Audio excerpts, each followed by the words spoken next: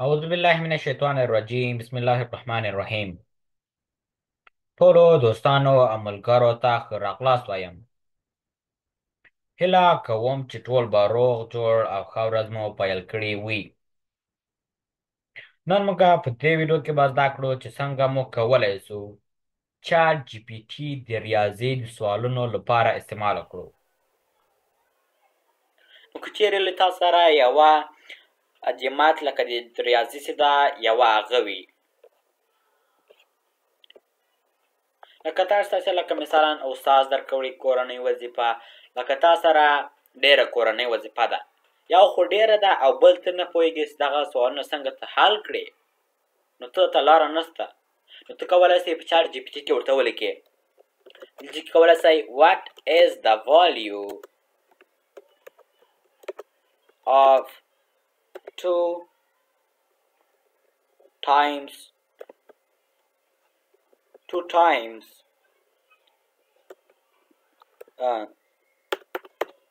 دا 340. دغه لکه مثلا د دغې والي د دغه اوس دغسې موږ انټر وکړو، نو ګوره the value of 2 times 324 is 648. نو د دغه هغه څه ده جواب څه ده 648 ده. نو دغه د دغه جواب ده.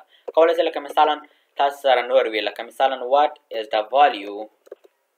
بیا تاسو کولی شئ لکه مثلا په دغه ځای کې تاسو دغه پوښتنه ترنه وکړه که نه what is the value، لکه مثلا د دغه حال چې ده لکه مثلا د دغه څو کېږي، نو بیا تاسو دې ته ضرورت نشته چې تاسو بیا ورته ولیکئ the value of، لکه بیا یا what is the value. نو دلته کې کولی شئ لکه مثلا تاسو ورته ولیکئ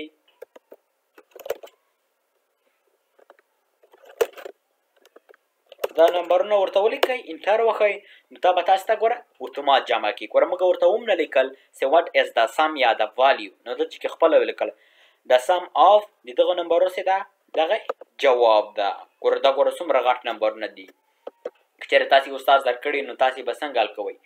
تاسو نه ګوره وخت به هم ضایع سي، که مکتب ته ویم سئ، که د هغه هم وي لکه کورخانګي هم وي، نو بیا به لکه کیدای سي نیم غلط وي.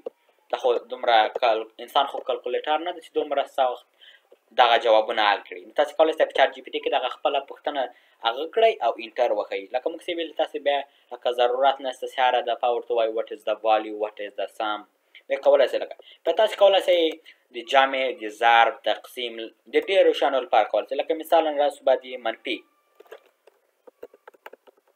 500 منفي 300 نو سینټر وکړو ګوره 200 به سي. همګه ورته نه ویلی چې د دغه لکه څو ده لکه what is the value، نو اتوماتیک دا پوه شو چې موږ چې پوښتنه ده نو په دغه کې چې ورته ولیکل 500 منفي 300 ده 200 کېږي. او کولی شئ لکه مثلا د تقسیم ته لکه مثلا 20 ته 4، نو تاسو ته به ګوره 5 درکړي. ګوره د value دا 5 ده. تاسو کولی شئ لکه مثلا د سختو له هغه لپاره هم ورته استعمال کړئ. لکه مثلا سخت هغه وي مشکل لکه تاسو کارخانګي وي هغه کولی شئ د هغې لپاره حل کړئ. نو لکه چېرې تاسې وګورئ دغه ګوره څومره سخته ده، دا خو لکه اسانه وي ضرب تقسیم جمع. ګوره دا څومره سخته ده، نو تاسې چې انټر وښئ تاسې ته ګوره اکسپلینیشن تاسو ته تشریح کوي، تاسو ته په 3 ثانیو کې تا ته جواب درکوي.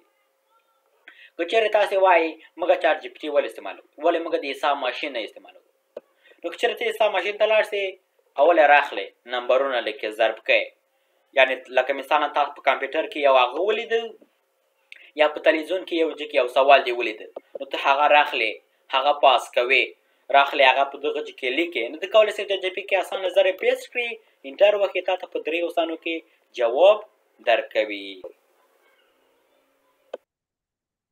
ډېره مننه دا و د نن ورځې درس. هیله کوم چې دا ویډیو به مو خوښه شوې وي او دا ویډیو له ملګرو سره مو هم شریکه کړئ تر څو هغوی هم ترنه ګټه او پیدا واخلي. او که چیرې تاسې زموږ چینل ته نوي یاست نو لایک او سبسکرایب کړئ تر څو د نورې ویډیوګانې هم درڅخه پاتې نسي. والسلام.